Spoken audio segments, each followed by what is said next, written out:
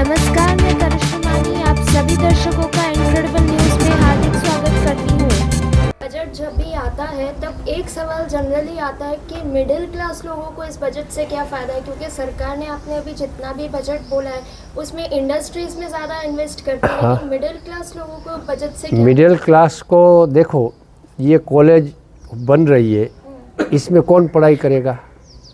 ज़्यादातर कौन पढ़ाई करेगा? All of us. उसमें ज़्यादा मिडिल क्लास, उस ऊपर वाले को तो ज़रूर भी नहीं है, वो पढ़ाई भी नहीं करेगा, बराबर।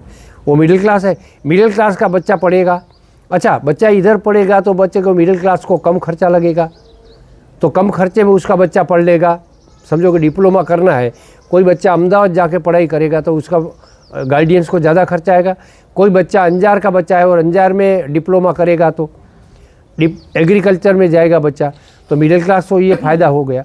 अच्छा, और जो स्कीम है मतलब कि टूरिज़्म की से, तो डायरेक्टली या इनडायरेक्टली मिडिल क्लास को उसमें फ़ायदा हो ही रहा है। हर एक महंगाई बढ़ती जा रही है देश में, वो भी एक फैक्टर आजकल बहुत है जो मिडिल क्लास के जहन में जनरली आता है। इस बारे में आपका क्या कहना है? सर, एवरेज ही तो आपने देखा होगा, गुजरात में पर हेड कैपिटा 3 लाख रुपया है। पर हेड कैपिटा 3 लाख रुपीस है पर हेड एवरेज। इसका मतलब ये हुआ कि 25 साल में कितनी बड़ी है। आप देख लो 25 साल पहले क्या थी, आज बड़ी है। तो जो पुअर था, जो बिलो पॉवर्टी लाइन था, वो मिडिल क्लास में आएगा। मिडिल क्लास में था वो अपर क्लास में आएगा। अपर होगा वो उससे ऊपर आएगा, इससे ऊपर है वो उससे ऊपर आएगा। जो ये प्रोग्रेस है, क्योंकि ये नीचे से लगेगा। मैंने ये बताया ना, ये दुकानों वाली बात, व्यापार वाली दिवाली पे, तो हर दुकानदार को लाभ मिला। है किसी को ऐसा नहीं कि मेरा व्यापार नहीं हुआ। हर आदमी ने बोला कि भाई मेरा 3 गुना व्यापार। तो उसमें तो छोटे आदमी भी होगा, मिडिल नहीं, मिडिल से भी नीचे वो लारी वाला, गल्ला वाला। आप देखता हो, आप देखा है संडे को कभी बाज़ार में गए हो? अंजार की बाज़ार में देखो कितनी भीड़ रहती है कस्टमर। तो उसमें ज़्यादातर जो व्यापार करने वाले लोग हैं, व्यापार करने वाले या मुनाफा कमाने वाले, वो मिडिल क्लास है ज़्यादातर। कोई होटल चलाएगा, कोई नाश्ते वाला होगा, कोई ये होगा, कोई वो होगा, कोई छोटी मोटी दुकान चलाया होगा, कोई छोटी मोटी कापड़, वही मिडिल क्लास ही है, कोई अपर क्लास नहीं है। तो ये सब फायदा किसको जा रहा है? Middle class. तो मिडिल क्लास अपर आएगा, वो इससे ऊपर आएगा, वो नीचे वाला इससे ऊपर आएगा।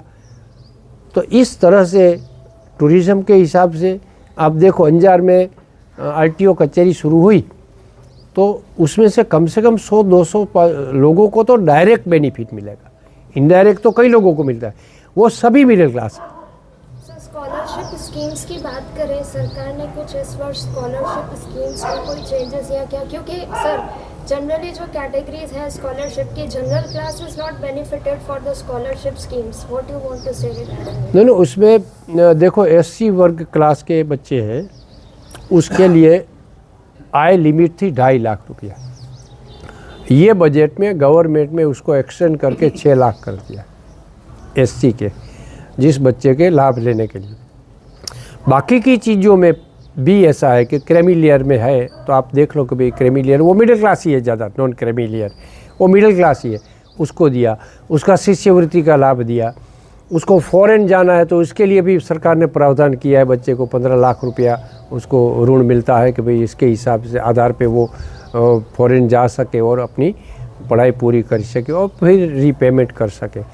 तो इस प्रकार की है। प्राथमिक स्कूलों में भी RT एक्ट के तहत वो सभी मिडिल क्लास है। सर, जनरल कैटेगरी को स्कॉलरशिप्स में आज तक मैंने बेनिफिट सुने नहीं है, आप उसके बारे में बताइए, क्योंकि जनरल कैटेगरीज को बेनिफिट नहीं, जनरल में जो इकोनॉमिकल बैकवर्ड होते हैं, जनरल में भी इकोनॉमिकली प्योर, एक तो EWS है, EWS है। अच्छा, इसमें भी देखो बच्ची आए, आप बात करें बच्ची की बात करें तो नमो लक्ष्मी योजना, नमो सरस्वती योजना और नमो विज्ञान योजना अभी है। It comes up to what age bearing हो जाता है?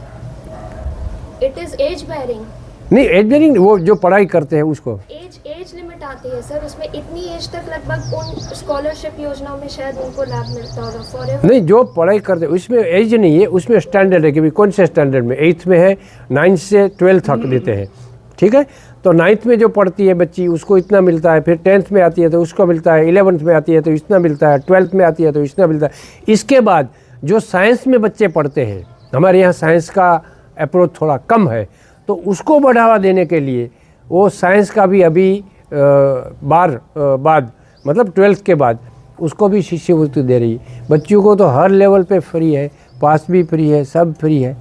सरकार जो हायर वो उसका बेनिफिट तो सब लेते हैं ना, ऐसा तो नहीं है बच्चियाँ कोई पुअर क्लास की है। नहीं ऐसा नहीं बोल रही हूँ। हाँ। पीएचडी में शोध के अंतर्गत मिलता है कुछ हाँ। ऐसा, बट जो मास्टर्स डिग्री या ऐसे करनी हो, सपोज कोई लेडी है, मैं एग्जाम्पल के तौर पे बता रही हूँ, कोई लेडी है, किसी का डिवोर्स हो गया या कोई आगे और पढ़ना चाहता है फॉर एवर, लाइक ग्रेजुएशन करना चाहता है, एमए करना चाहता है और हायर डिग्रीज करना चाहता है, तो उसको जनरल कैटेगरी को स्कॉलरशिप्स पे क्या बेनिफिट है? लड़कियों की बात चल रही है। लड़की को तो पहले तो कोई फ़ी नहीं है, कोर्स एजुकेशन का